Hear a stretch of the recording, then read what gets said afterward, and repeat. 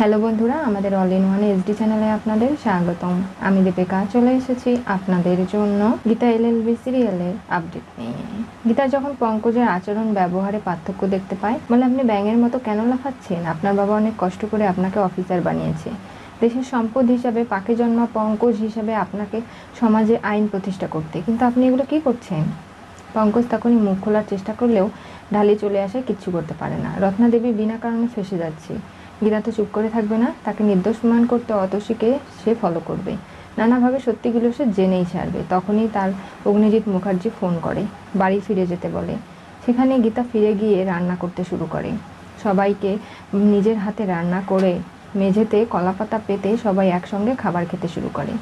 তখনই অগ্নিজিৎ কঠিন হুঁশিয়ারি দেয় যে সাত্ত্বিককে অবশ্যই তার বউকে সমমর্যাদা দিতে হবে, তা না হলে কোনোভাবেই চাপকে সে সিধা করে দেবে।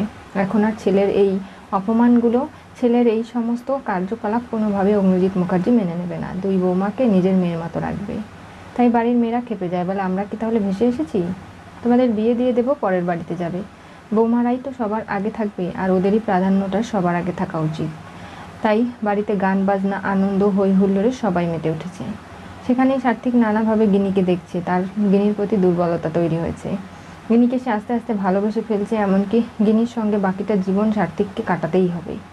আর তার জন্য কোনো কেস নয়, গিনিকে সবসময় আই লাভ ইউ বলে ভালোবেসে যত্ন করে রাখতে হবে। এই শাস্তি দিয়েছে অগ্নিজিৎ মুখার্জি।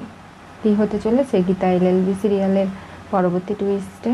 গিনিকে ঘিরে নতুন ভাবনা সাত্ত্বিকের মনে, অগ্নিজিতের কঠিন হুঁশিয়ারি। অগ্নিজিৎ যদি এরকম কড়া হাতে হাল না ধরে, তাহলে কোনোভাবে সাত্ত্বিক গিনির সম্পর্কটা যে থাকবে না সেটা সে জানে। ঠাম্মি খুব খুশি, সবাই একসঙ্গে বসে খাবার খাচ্ছে, এরকম পরিবারই তো সে দেখতে চেয়েছিল। আর এই পরিবারটা গীতা তাকে উপহার দিয়েছে। কিন্তু গীতার সামনে বড় বিপদ, অগ্নিজিৎকে নির্দোষ প্রমাণ করতে একের পর এক ধাঁধায় জড়িয়ে যাচ্ছে সে। সেগুলো খোঁজ করতে, প্রমাণ জোগাড় করতে এবার কী করে সে কী করবে জানতে চোখ রাখতে হবে আমাদের চ্যানেলে। পাশে থাকা বেল আইকনটি অবশ্যই করে ক্লিক করুন।